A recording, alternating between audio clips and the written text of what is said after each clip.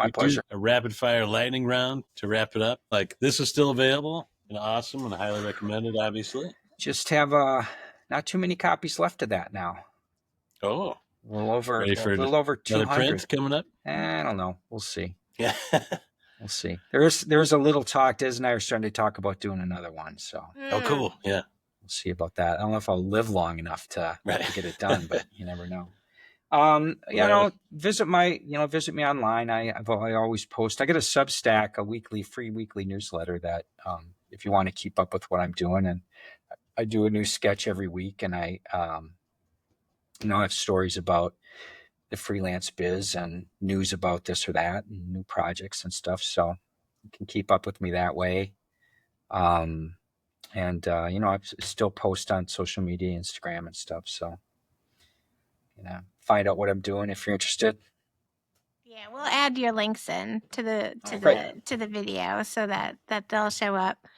So, so thanks so much. Thank you so much for doing this. My pleasure. Yeah, it was really great and a lot of fun for sure, to hear your story, not just enjoy your artwork. So we ask everybody kind of the same group of questions, and then we kind of edit them into little like bits of some of the answers you may have already given us. So we'll either go with what you said before, or if you could think of something else. Like you said, you had your your 4 favorite artists. So the first question on the list literally is your favorite cartoonist of all time. Favorite cartoonist of all time is Al Jaffe. It's a tough call. There's a lot of them, a lot of ones that are flat out, geniuses. Right. But I think Al was the best. Yeah, I actually got to meet him once, which was pretty cool. It was pretty cool. They did a mad panel at the Society of Illustrators in New York, and he was still alive, and I got to talk to him, and it was cool. I know Al. He was still cranking them out until, he retired when he was 98. No, he was still doing work at 99. I think his last one that he did, like as an assignment, because the very last one that got published he had done a few years earlier, and he had decided that he was going to do his final fold in, and then it was going to wait until he retired. It would be his last fold in. But his daughter was assisting him on some of it towards the end, because he had a real problem with his hand. Like, it was very difficult for him to work for long periods of time. He could only do it for a short period of time, but he was still doing great stuff all the way up until night. And then, what a poor excuse. You're 100 years old and you can't work anymore because you're too old. Come on. So lazy. CF always says, I don't want to die at the board. Like, CF is always like, yeah, I don't want to be there, die at the board. I'm like, I think I want to die at the board. Like, I think be all right to go. Yeah, pretty cool. So if you had to pick one thing, and it can be comic books, comic strips, animated cartoons, it's just your favorite thing, your favorite cartoon thing in the whole world that you revisit perhaps daily. Daily. Well, there's nothing that's that big that I have to visit daily. But now I guess I do have some caricatures of me that are in my studio that are huge, like big things that are inspirational for me that I look at every day. So I've got what I call my big 3.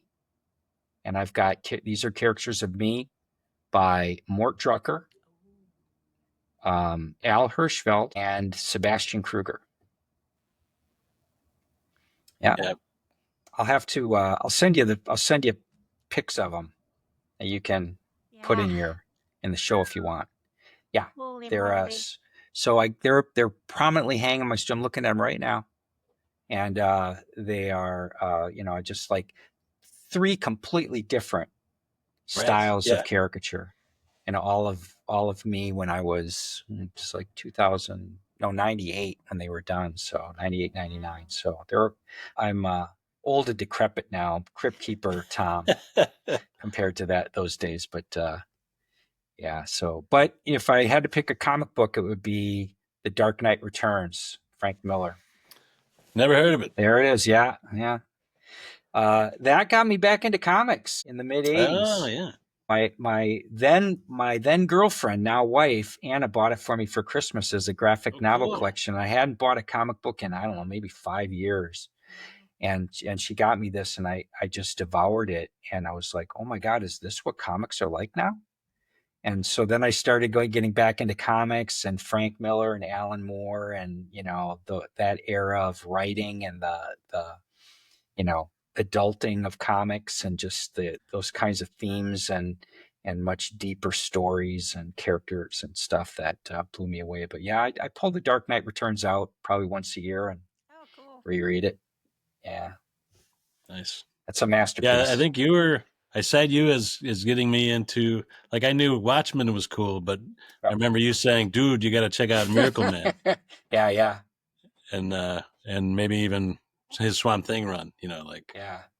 Classic. Yeah. Oh, I loved all of Alan Moore's stuff too. Yeah. Watchmen, of course, is a masterpiece as well. But yeah, I love the Miracle Man thing because he took, the goofiest of comic book characters that was a flat out Captain Marvel ripoff and turned it completely on its ear and made it into just a riveting story.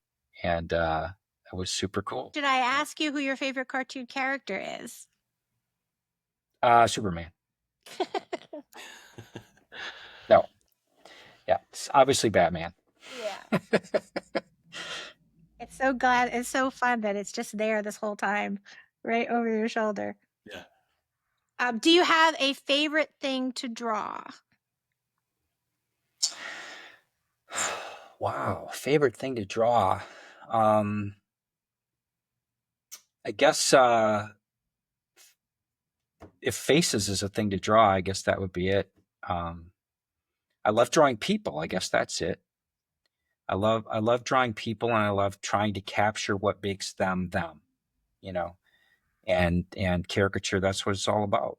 It's exaggerating what makes somebody recognizable, what makes them, and that isn't necessarily how big their nose is.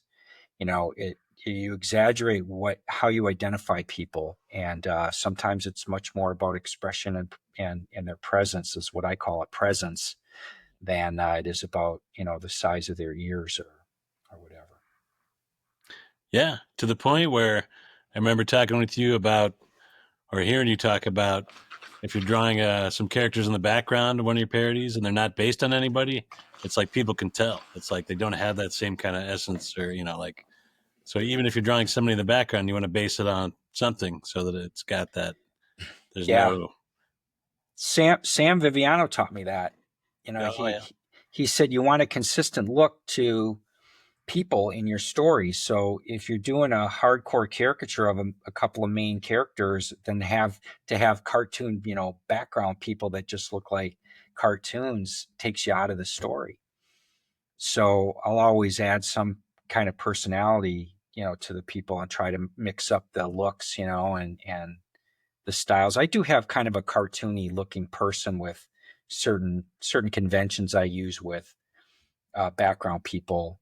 But I vary, their head shapes and their types and expressions enough to hopefully you buy that they're actual people back there, not just cut out cartoons. Right. But it is also fun to catch Ed Steckley in the background sometimes. Yeah, sometimes I throw the people I know. Yeah, people I know in just for fun. That's awesome. Okay, do you have a least favorite thing to draw? Bicycles. Yeah. I hate drawing bicycles. Yeah. They are a pain in the butt. Yeah. Yeah, I told Chris and Bill Drastel. I don't know if you know. Sure, Bill. I know Bill. Yeah, they both drew a horse riding a bike while playing a French horn. Yeah, she challenged us. Draw that once, and I think you both have to draw that. Yeah. Oh man, yeah, that's a bunch of stuff. Brass instruments are a pain in the ass to draw too, like saxophones and stuff like that. It's just too much going on. So what inspires you? And it doesn't have to be like an artistic inspiration. It's anything, like anything in life that you feel like inspires you the most as an artist. I what inspires me as an artist is looking at the work of artists that don't do work anything like I do. Like in the caricature world, for example, Al Hirschfeld, right? Because there is zero Al Hirschfeld in my work. Like there's no sign of it. But I love looking at his stuff because it's like trying to get into a completely different mindset, and to see things that work so well that you have no idea how that is possible. It's like sorcery, and that inspires me, even though it doesn't influence my work. It's just amazing to me how versatile art is, and how different it can be and still be amazing. And so a lot of times when I, getting in the doldrums or whatever, I look at stuff that has nothing to do with anything I do, maybe even like landscape paintings, plein air paintings and still lifes and just, really hyper realistic work or some kind of weird abstract stuff that really is inspiring to me. Yeah, cool. Okay, do you have a dream project? You've done so many things and you've actually like hit a bunch of your goals along the way. But now, if you could do anything, money's no object. Whatever you want to do is going to be greenlit. And it's just your absolute like dream to do something. I guess I'd have to say draw a Batman comic, a real Batman comic.